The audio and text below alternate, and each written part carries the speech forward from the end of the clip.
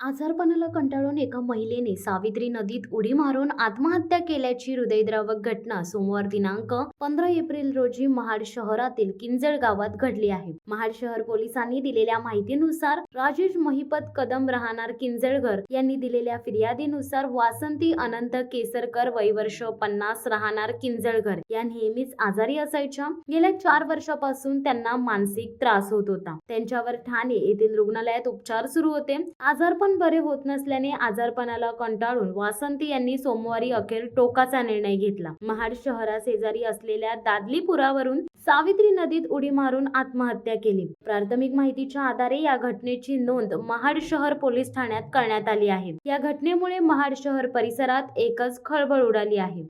शिवसत्ता टाइम्ससाठी Reshma Mane, Mahad.